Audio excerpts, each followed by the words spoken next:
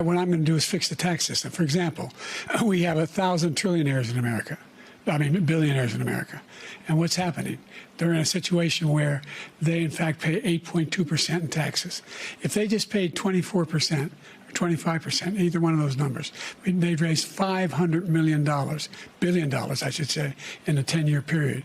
We'd be able to wipe out his debt. We'd be able to help make sure that all those things we need to do, child care, elder care, making sure that we continue to strengthen our health care system, making sure that we're able to make every single solitary person eligible for what I've been able to do with the COVID, with dealing with everything we have to do with, look, if we finally beat Medicare. After you rallied your supporters that day, some of them stormed the Capitol to stop the constitutionally mandated counting of electoral votes. As president, you swore an oath to, quote, preserve, protect, and defend, unquote, the Constitution. What do you say to voters who believe that you violated that oath through your actions and inaction on January 6th and worry that you'll do it again? Well, I don't think too many believe that. And let me tell you about January 6th. On January 6th, we had a great border. Nobody coming through, very few. On January 6th, we were energy independent. On January 6th, we had the lowest taxes ever. You have 80 seconds left. My question was, what do you say to those voters who believe that you violated your constitutional oath through your actions and inaction on January 6, 2021, and worry that you'll do it again? Well, I didn't say that to anybody. I said peacefully and patriotically. And Nancy Pelosi, if you just watched the news from 2 days ago, on tape to her daughter, who's a documentary filmmaker, they say, but she's saying, oh, no, it's my responsibility. I was responsible for this because I offered her 10,000 soldiers or National Guard, and she turned them down. I had virtually nothing to do. They asked me to go make a speech. Look, he encouraged those folks to go up on Capitol Hill. What they've done to some people that are so innocent, you ought to be ashamed of yourself. What you have done, how you've destroyed the lives of so many people. All right, two moments that in many ways defined last night's debate. Donald Trump's performance included his usual stream of grievances, along with many false and misleading claims. However, as you saw in that first clip, the debate was particularly rough for President Biden. Concerns about his age, perhaps his biggest weakness, according to polls, were on full display as he struggled through many of his responses, speaking with a soft, hoarse voice, which his campaign blamed on a cold.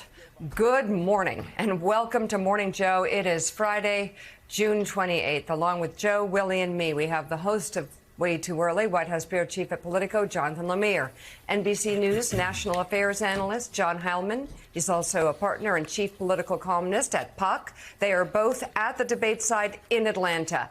MSNBC contributor Mike Barnicle joins us, and Pulitzer Prize-winning columnist and associate editor of The Washington Post and MSNBC political analyst Eugene Robinson. It's good to have you all on board. I think we should begin with Joe, Willie, and me and get your reflections on the debate last night. Well, I think I should start by saying, without any apologies, that I love Joe Biden and Jill, and I will gladly debate anybody, anytime, any place, anywhere over the issue of whether Joe Biden has been the most effective president in passing bipartisan legislation, in expanding NATO, and responding to the rising threat coming from China by flexing America's strength around China, by having the strongest economy in the world, bar none, the strongest economy actually relative to the rest of the world in 50, 60, 70 years, the strongest dollar in half a century, the strongest military relative to the rest of the world, I would argue, and many others would argue, since 1945. I think his presidency has been an unqualified success. If, however, you believe, as do I, and as do so many people who watch this program, and who fear just how dark of a place a second Donald Trump term will take America, then I think it's critical that we ask the same questions about this man I love, respect, and whose public service in saving this country from Donald Trump over the last 3.5 years I honor and always will. I think we have to ask the same questions of him that we have asked of Donald Trump since 2016, and that is, if he were CEO and he turned in a performance like that, would any corporation in America, any Fortune 500 corporation in America, keep him on as CEO? If this were Donald Trump, time and time again, we talked about the Goldwater. Where's the Barry Goldwater? To walk over and tell Richard Nixon it was over, to tell Donald Trump it was over. And now the question is, do Democrats need to do the same thing of Joe Biden?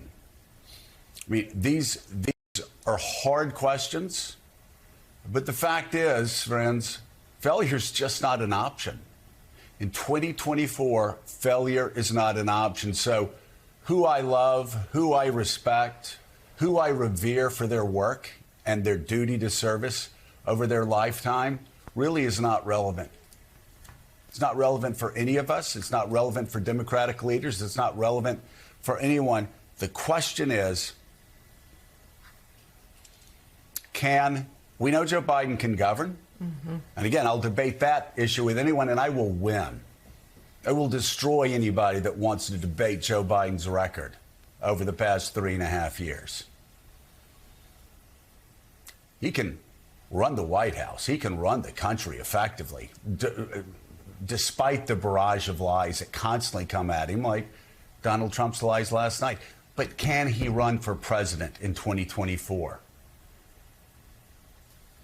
Donald Trump lied over and over and over and over again.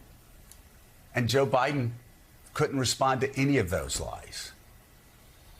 In fact, as the New York Times said, he spent much of the night with his mouth agape and his eyes darting back and forth. He couldn't fact check anything Donald Trump said. And not only that, he missed one layup after another after another. He couldn't respond effectively to Donald Trump trying to overthrow American democracy on January 6th. He couldn't respond effectively to Donald Trump's continued stream of lies about his own record. And he couldn't even respond effectively on the issue of abortion, where for some reason he darted wildly to the issue of immigration. And on immigration, as I said yesterday morning, any Democrat that can't turn to their Republican opponent and blast them for killing the strongest, toughest border bill in the history of America, drafted by a right-wing senator from Oklahoma, may not be up to the job. And so that's the question. I know people are waiting and say, oh, and David Plouffe, I have such great respect for David Plouffe. He said we need to wait 3 or 4 days because Donald Trump really turned off swing voters in a lot of focus groups once they saw him again. And that makes a lot of sense. But the door was opened so many times. This race should not be close. We've been asking, why is this race close? We have no idea why this race is close. We saw last night why this race has been close and why I fear Donald Trump will be the next president of the United States unless things change. And I will say, Mika, the one thing that I know that you believe it may have been because he was sick, and I'm open to that fact, because I'll just say, as I've said on the show, I spent 3 hours with this man, maybe back in March. 3 hours, cogent, on top of the issues, on top of every issue around the world. And last night, he simply was not on the biggest debate stage ever. And I think what surprised me and what surprised a lot of people very close to Joe Biden is the fact that this man always rises to the occasion. And last night was sadly for him, and I believe for Democrats in this country. And again, if you believe what's at stake at this election is what we believe is at stake, I'll even use the word tragically. He tragically did not rise to the occasion last night. Okay, so as you can see, you won't see us spinning here on Morning Joe at all. But let me tell you what I believe, and then we'll go to Willie. Biden had a terrible night. He could not land a thought, not even in the closing statement, which is something, that's the easiest part. Write down a few words, go through them, go through the thoughts. And while I validate the chaos and hysteria Democrats might be feeling, anybody who cares about democracy might be feeling, anybody who cares about women's rights and our safety and our lives might be feeling, totally understand that.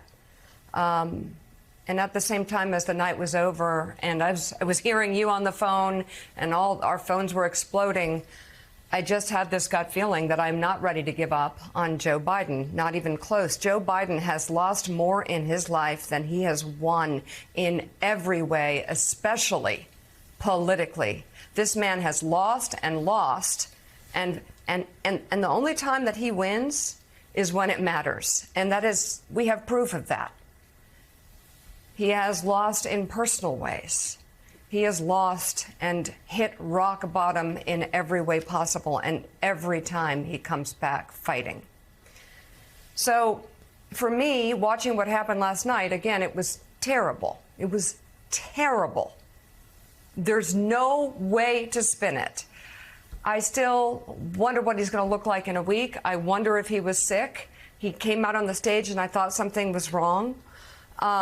I still believe he's the best choice for this country, even with that performance last night, because he was standing next to a man who represents fascism, who doesn't believe in this country, and would not even agree to the results of this election if they were free and fair to him. A man who has incited a riot, a man who tried to overturn the election, a man who's liable of sexual abuse, a man who is a fraudster, a man who is a convicted felon. So many times Joe Biden has hit rock bottom. Last night was one of them. And I'm just not going to jump to conclusions here and jump on the hysteria train. I am rocked a little bit by it, didn't like it, was really worried. But I really, truly believe in him as a president and as a human being. So what are you hearing? You were there last night talking to officials, talking to people down in the room after the debate. What are you hearing about last night and about what may happen from here? Well, let's start here. The stakes of this election couldn't be higher. And the loudest voice saying that has been the Biden campaign, saying democracy itself is on the ballot. And they looked at this race. They saw a frozen race, a very static race. And to your point, Willie, they're the ones who wanted this early debate. They felt like they needed to grab Americans' attention, tell them this is your choice. It's Biden and it's Trump. You might not be happy about it, but here's where we are. Listen to Donald Trump. Let's remind you of why another 4 years of him would be so disastrous to this country. And they knew the bar that they had to clear was about Joe Biden's age and competency for the job. He cleared it at the State of the Union. He did not clear it last night. And every aide that I've spoken to, Democrats are deeply worried about what they saw from the president. Yes, Trump lied. We will get into that. But the fundamentals here last night was that President Biden did not answer the bell. So I was here last night in Atlanta, Democrats scrambling. We had Vice President Harris, not scheduled to do any interviews last night, suddenly scrambled to do them on the cable networks, including MSNBC. We had aides about 45 minutes into the debate, suddenly blasting reporters' text messages telling us for the first time that President Biden had a cold, and that was explaining why he wasn't doing well. They pointed to his rally in North Carolina later today, saying that'll be a moment where he does do better. We had, at the moments after the debate, here in the spin room on the campus of Georgia Tech University, Republicans, the Trump surrogates, were out instantly, wanting to talk to anybody they could about how well their guy did last night.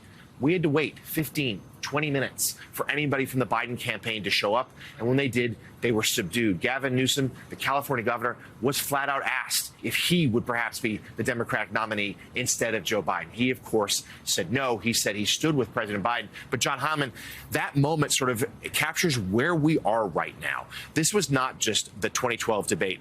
President Obama, yes, he was bad that night, but he went into that debate ahead. Joe Biden was not ahead last night. He wasn't down by much. It was a close race, margin of error race. But he had to answer some questions, and he didn't. He didn't show up last night. So now, where do we go from here? So it's a two-part question. How does the Biden campaign try to right the ship to say, look, he's our guy? Or how do Democrats make the push to him to say, no, you're not. We need to go another direction? I'll just start by saying that just without having opinionizing about this. As a matter of fact, having covered presidential debates since 1992, and having seen a fair number of bad nights for candidates on first debates, bad nights for incumbents, some bad nights for challengers, in terms of measuring the degree of alarm of a presidential candidate's party about their performance, I have never seen anything like this by an order of magnitude. Yes. This is a reporting matter. Sitting congressmen, sitting senators, sitting governors, millionaires, billionaires, across the spectrum, people who've been supportive and loyal to Joe Biden from day one and continue in some respects to be supportive and loyal to Joe Biden, freaking out last night. I can't, as a reportorial matter, I can't overstate the degree of freakout about what they were seeing.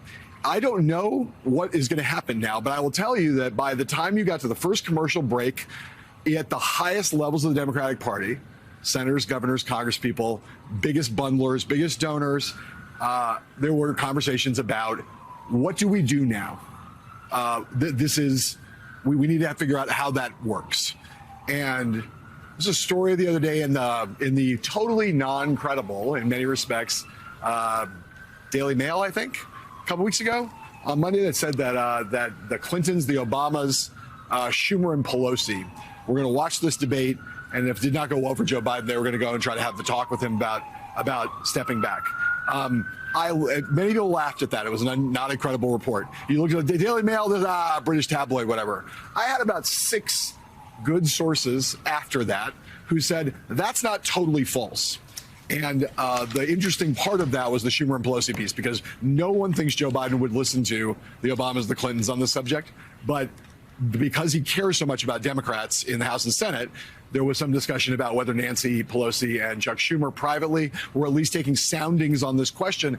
I don't know what will happen now going forward. But I will say these are the kinds of conversations that people are having now in the Democratic Party as we speak. What to do, because the level of panic is, for me, in my time covering politics, I've never seen a level of panic about this on this scale. So, Joe and Mika, to be clear, the Biden campaign defended their candidate's performance last night. They say he did draw that contrast he needed to with former President Trump, saying what a danger Trump would be to our democracy. But to illustrate John's point, Congresswoman Debbie Dingell, who knows Michigan as well as anyone, who's a dear friend of President Biden's, she was my guest on Way Too Early a short time ago. I put it to her whether President Biden should remain the top ticket. She didn't want to answer. She didn't say. And that shows you where the party is right now. On the signature issue that Democrats have, which is abortion, the president's response was garbled and undirected at best. Do you feel like he did what he needed to do on an issue that could motivate voters in the polls? I think it's significantly insignificant because it's de minimis, because the American people have made up their minds. They don't support the policies of Donald Trump. They certainly don't support his policies or his assertion somehow the American people always wanted this to be states' rights, which was laughable and absurd. So I think for all of us, worry less and do more.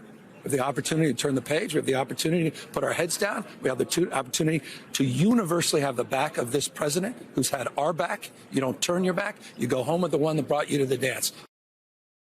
There is panic that has set in. There is panic that has set in among people who have watched this debate, who are Democrats, people who are strategists, and some even inside Democratic campaigns. Yeah. Do you think it's unfounded? Well, I think it's unhelpful, and I think it's unnecessary. We've got to go in and got to keep our heads high And as I say, we've got to have the back of this president. You don't turn your back because of one performance. What kind of party does that? It's been a masterclass. 15.6 million jobs. That's 8 times more than the last 3 Republican presidents combined. The only thing the last 3 Republican presidents have in common is recessions. Democrats deliver. This president has delivered. We need to deliver for him at this moment. With all due respect, the more time we start having these conversations, go down these rabbit holes, it's unhelpful to our democracy, our fate and future of this country, the world. They need us right now to step up, and that's exactly what I intend to do. California Governor Gavin Newsom speaking with MSNBC after last night's debate. Welcome back to Morning Joe. It is Friday, June 28th. Jonathan Lemire and Mike Barnicle are still with us, and joining the conversation we have President of the National Action Network and host of MSNBC's Politics Nation, Reverend Al Sharpton, the host of the podcast On Brand with Donnie Deutsch. Donnie Deutsch, author and NBC News presidential historian Michael Beschloss, and NBC News and MSNBC political analyst, former U.S. Senator Claire McCaskill. Can't wait to hear from all of you in this second hour of Morning Joe. And we won't go into it as much as we did in the first hour, but if you're just tuning in, I've got to say, Mika, I agree with Gavin Newsom on many things. Joe Biden has the best job numbers in the past 40 years. The dollar's stronger than any time in the past 50 years. NATO has expanded and is more powerful than it's ever been since its founding in the 1940s. America militarily is stronger relative to the rest of the world than it's been probably since 1945. Our economy is stronger relative to the rest of the world than it's been in a very, very long time, probably since the 1980s. There is no doubt that Joe Biden has done a great job getting bipartisan legislation through that Republicans and Democrats said he could never get through. He knows how to do this job. The question Joe Biden, Jill Biden, the family, friends need to ask themselves are not whether he's up to the job of being president of the United States, but whether he's up to the job of defeating Donald Trump. He did that in 2020. History will be kind to him because he saved American democracy and took us through a time when Donald Trump was trying to burn down American democracy, almost literally on January 6th. He continues to lie about January the 6th. He continues to lie about so many other things. The question is, though,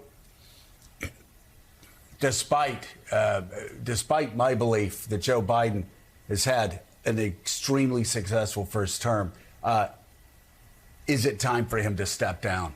And that's a question. That window has not completely closed, but it is closing. And I will say, with all due respect to the governor of California, you are not hurting America, and you are not hurting the cause of America by asking these tough questions now.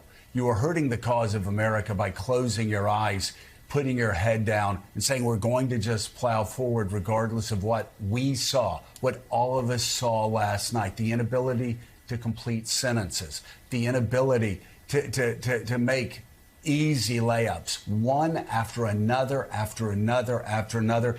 It was the worst debate performance in modern political history.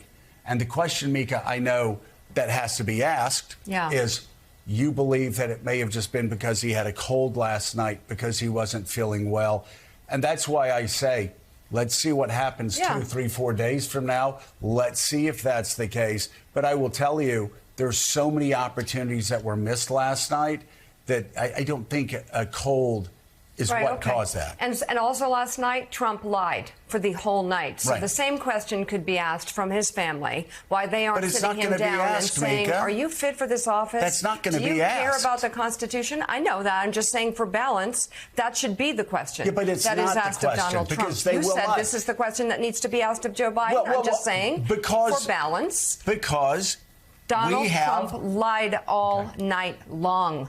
All night long. America has become inured to his lies. They are not shocking anymore. So that's not a defense of Joe Biden. Let's pull back here and let me talk about the topic on hand. I'm just saying the same kinds of questions can be asked of Donald Trump. Well, I agree with that. But if he's lying and he makes obvious lies I that hear you. a 10-year-old would have known he was lying Totally about. hear it. I was feeling Joe it for Biden you. has to answer those questions. Got it. I totally agree with you. I actually thought the moderators could have as well, but the job was on Joe Biden.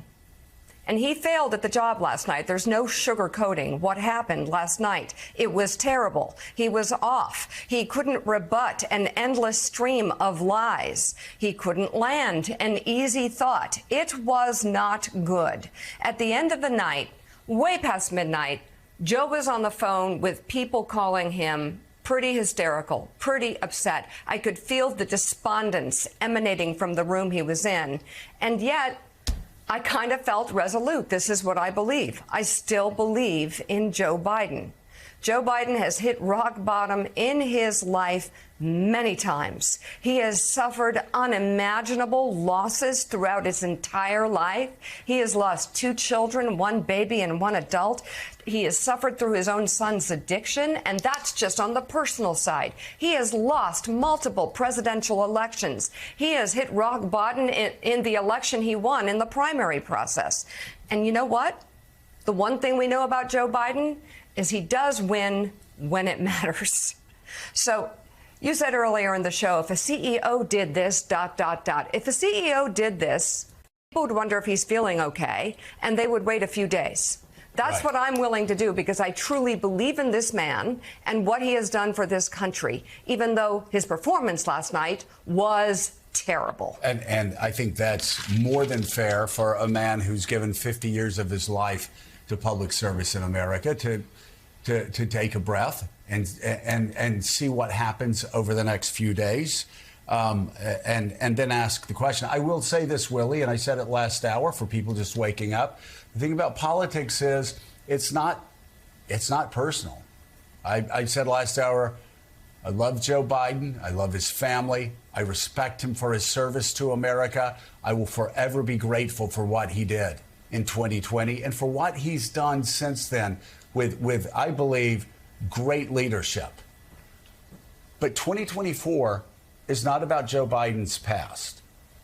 2024 is about America's future. And it will be a bleak, dark future if Donald Trump is elected president of the United States. And that is right now, that's what's in the balance. And I must say, many Democrats and independents and Republicans who fear a second Donald Trump term and what it means for freedom, what it means for liberty, what it means for the Constitution, those people have every right to be deeply worried. So, Reverend Al, that was remarkable. That's a lot of lies. Remarkable job of counting all the lies. And yet, the question that hangs out there is, why didn't Joe Biden do that? Why didn't Joe Biden respond to the lies in real time? Why wasn't Joe Biden able to take the incoming and respond back and push him back? Because I can tell you, Barack Obama could have done it. Mitt Romney could have done it. John McCain could have done it. George W. Bush could have done it. I can go back. Bill Clinton, my God. They all could have done it. A few of those people could have done it, not all of those people. Well, no. It is not that easy to respond to a fire hose of falsehoods coming at you. All right. So I'm not defending it. They're definitely, the lies should have been called out, many of them. Rev. And he, by the way, he didn't even bring up that Donald Trump said he spoke to Vladimir Putin about Vladimir Putin's dream of invading Ukraine, and Joe Biden just let it pass. All right, Rev, your thoughts. I think that as much as I was disappointed to devastated by Joe Biden's performance last night, the real issue this morning is not what is going to happen to Joe Biden. The question is what's going to happen to us as a country. This man, Donald Trump, unrepentant for what he did in terms of trying to overthrow the government, totally advocating last night to continuing to take away women's right to choice and openly advocating for states' rights which had my mother where she couldn't use a bathroom in her native Dothan, Alabama, because the state of Alabama uphold segregation rights. And once you go down the road of states' rights, it's going to not only affect women's right to choice, which is disastrous, it's going to affect blacks, Latinos, and everything. A man that blamed everything about people coming across the border, and certainly we need to deal with the border, but a lot of what is going on, including his mismanagement of COVID, had nothing to do with somebody coming over the border. It is a real decision we're going to have to make on who is going to stop this man. If Donald Trump becomes president, all of that becomes in effect. And let me remind people, this whole news cycle is not over. The Supreme Court could drop some decisions today that further robs us of certain things. So we've got a rough road ahead between the Supreme Court and then the sentencing of the first former president of the United States. I think we need to not just talk about Joe Biden's future. He's earned that consideration. It ought to be his decision, but the priority must be what is the future direction of this country. And if Joe Biden is the man I think he is, he will make his mind up based on what will happen to the future of the country. He should not go down in history as one that saved it and then put it in jeopardy. If he's up to it, then go for it. And I think people should go with him. But if he's not, he's earned the right to say, I've done the best I can. Either way, many of us will respect him. But this is what's at stake, not Joe Biden's future, our future. Let's bring in now Democratic Governor of Pennsylvania, Josh Shapiro. He's a member of the Biden-Harris campaign's National Advisory Board. Governor Shapiro, good to have you with us this morning. As we've been discussing over the last couple of hours, even some of President Biden's strongest supporters, people who have stood with him throughout his career, have been critical of his debate performance last night. What's your assessment of what you saw? Look, I think Joe Biden had a bad debate night, but it doesn't change the fact that Donald Trump was a bad president who ripped away our freedoms, a bad president who drove our economy into the ditch, a bad president who exacerbated the problems of climate change, and a guy who stood on the stage last night and not only lied about his past, but lied about the kinds of things he's proposing for the future. So that is what I took away from this debate. That's what I saw, and I think we still have a clear contrast in this race. Nothing about the debate changed that last night. Nothing about the debate changed the fact that women in this country have to worry if they give the keys to the White House to Donald Trump again. Nothing about the debate last night changed the fact that the middle class is screwed if Donald Trump is put in charge again. And so I think the clear contrast continues in this race. And I think what we need to do now is continue to go out and prosecute that case against Donald Trump. Yeah, as we've cataloged all morning, he lied from start to finish, Donald Trump, about his record on COVID, about his record on the economy, about his role in January 6th. But what the concern comes from Democrats is exactly that, of how high the stakes are, and that Democrats must win this election to prevent Donald Trump, they say, from becoming president again and implementing perhaps an even harsher regime, an even harsher list of policy goals than he had in his first time around. So are you more concerned than you were 24 hours ago that Joe Biden is up to that job?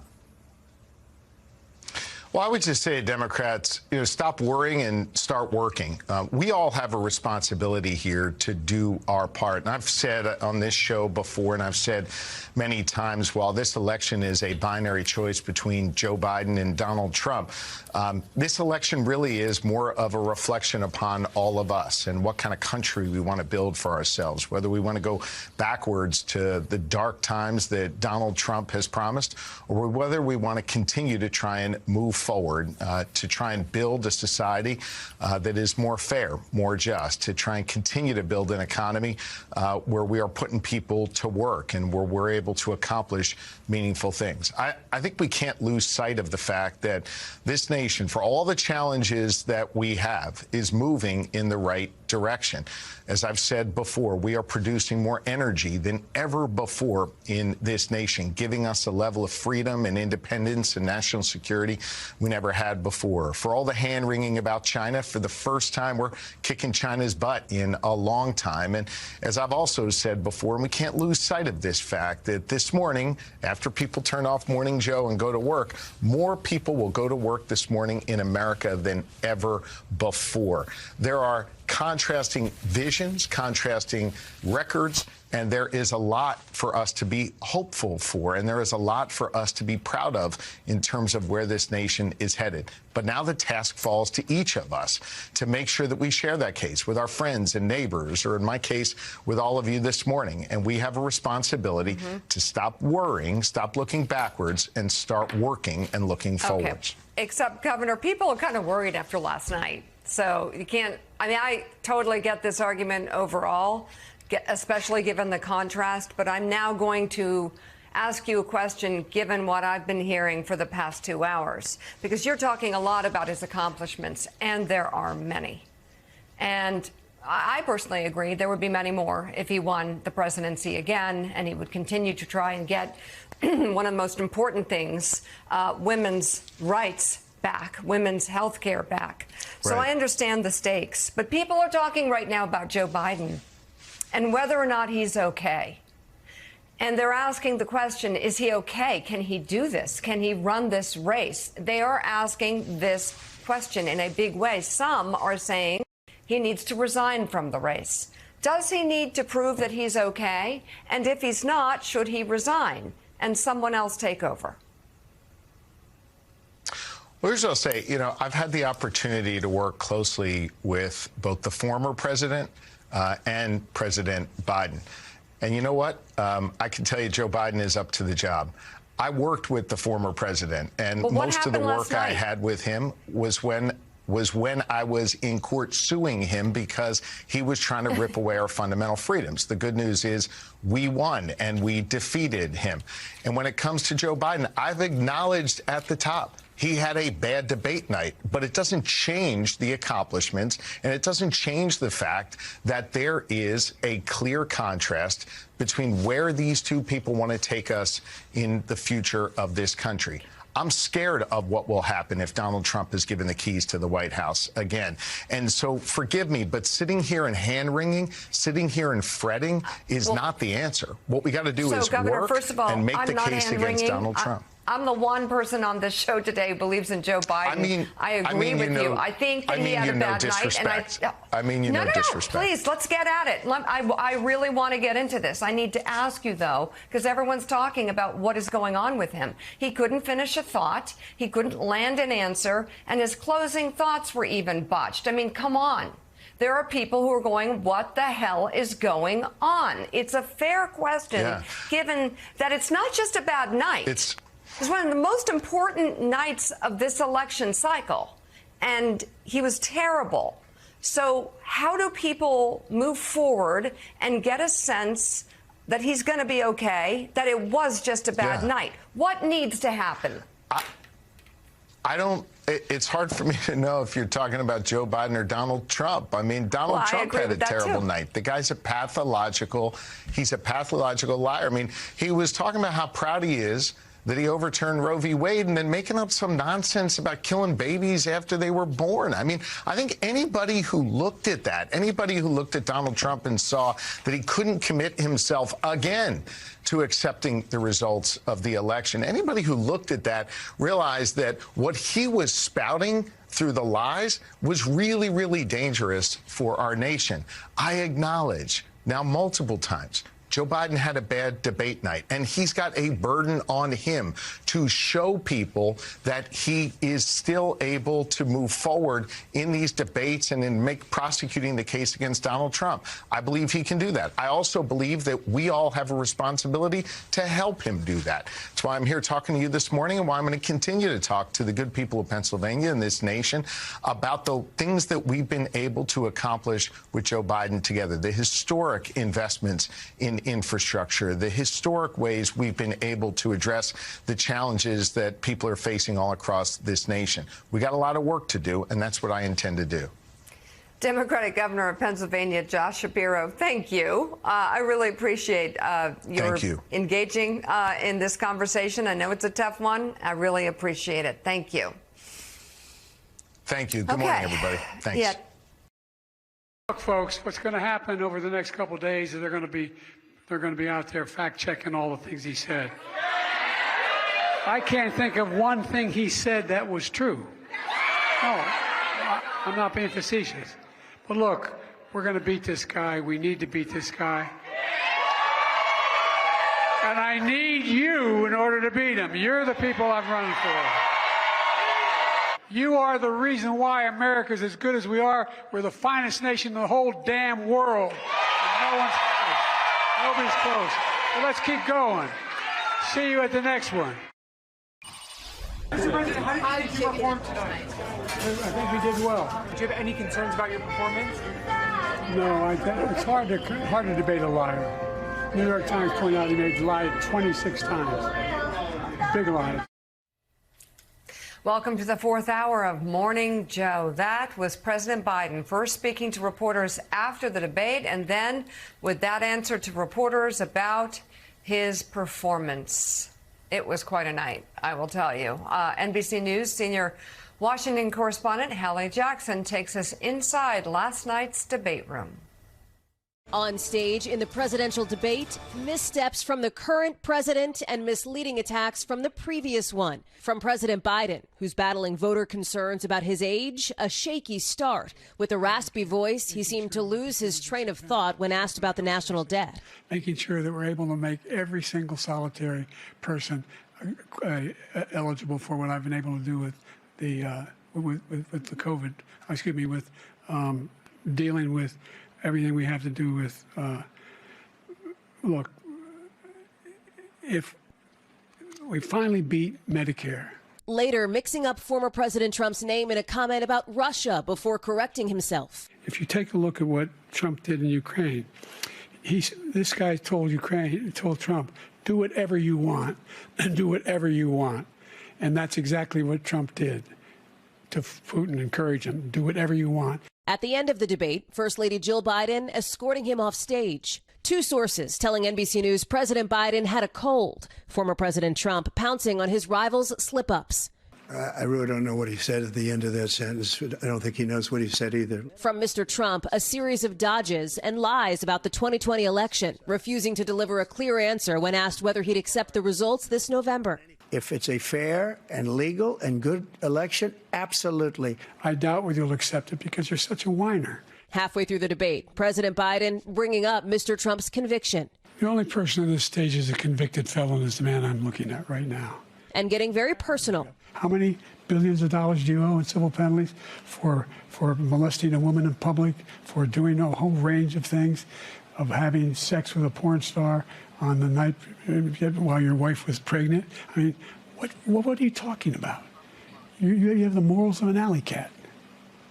Give you a minute, sir. I didn't have sex with a porn star. The president also slamming Mr. Trump for reportedly calling veterans suckers and losers, referencing his own late son who served in Iraq, with Mr. Trump denying he ever said it. My son was not a loser, was not a sucker. You're the sucker. You're the loser. Regarding January 6th, Mr. Trump downplaying what happened during the attack on the Capitol. On January 6th, we were respected all over the world. All over the world, we were respected. And then he comes in, and we're now laughed at. We're like a bunch of stupid people. Both candidates trying to make their cases on issues key to voters, from the economy. He decimated the economy. To abortion access. The Supreme Court just approved the abortion bill, and I agree with their decision to have done that, and I will not block it. President Biden pivoting to immigration in his answer on abortion, one of his strongest issues, according to polls. The idea that states are able to do this is a little like saying we're going to turn civil rights back to the states. Look, there's so many young women who have been, including a young woman who just was murdered, and he went to the funeral. The idea that she was murdered by an immigrant coming in, they talk about that. Afterwards, Trump surrogates flooding the spin room to tout what they saw as a decisive win. I thought President Trump was calm, strong, thoughtful tonight. Vice President Kamala Harris hitting the airwaves to defend the president. There was a slow start, but it was a strong finish. But multiple Democratic lawmakers telling NBC News they're concerned about the president's performance, with some wondering anonymously whether he should remain on the ticket. To the Dem panic that's bubbling up tonight, you say? Do more, worry less. Senior advisor and senior spokesperson for the Biden-Harris 2024 re-election campaign, Adrienne Elrod. Adrienne, let's get into it. Those headlines are brutal. Anybody watching last night saw Joe Biden who wasn't meeting the moment. He couldn't finish thoughts. He couldn't land a thought. He couldn't find words. He couldn't even get it together in his closing statement. If he watches it again, he would say that. It was a disaster across the board. Having said that, I've also said Joe Biden has come back from worse, and I expect that he will. But I'm kind of alone this morning. So I need to understand how the campaign is looking at this. Do they think Biden should fight forward, or is there talk of replacing him? Yeah, Mika, we certainly think it should fight forward because the bottom line is the fundamentals of this campaign have not changed. We saw Donald Trump on the stage last night. He lied at least 50 times. Joe Biden is still fighting for the American people. And, something that I think you're going to hear us talk more about today, Mika, we conducted our own research, which is standard for a presidential campaign, during the debate. And during that research, it showed that independents were turned off by Donald Trump's lies. They were turned off by him lying about January 6th, lying about women's reproductive health, lying about the economy. They were turned off by that. And independents were breaking for Joe Biden, for President Biden, when it came to the core fundamental issues that they cared about. So, look, he got off to a rough start. He said afterwards, I have a sore throat. You may have seen that he went to the Waffle House in Atlanta after the debate, got some food. You're going to see him on the stump today. He's going to North Carolina. He's got a big rally there. He'll be in New York later today at the Stonewall event. Business as usual as far as he's concerned on the campaign. But again, when it comes down to perhaps the night could have gone a little bit better for Joe Biden. But when it comes to the issues that this campaign is about, the issues that matter to the American people, President Joe Biden is on their side. He's fighting for them. And that is what our campaign will continue to drive. Our phones were exploding last night. I can't imagine the same among members of the campaign. Is there agreement that Joe Biden needs to kind of clean this up and have some good moments in the public space? And by the way, how does he do that? This was debate night in America. Millions of people were watching. We're probably going to get ratings that are pretty high. People were watching across the board. This was the moment to show the contrast. Do you think Joe Biden showed the contrast?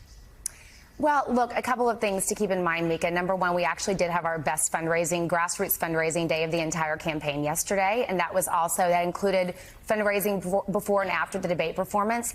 And President Biden has a packed schedule today. As I mentioned, he's going to be traveling to North Carolina. He's on his way there now. He'll be doing a rally.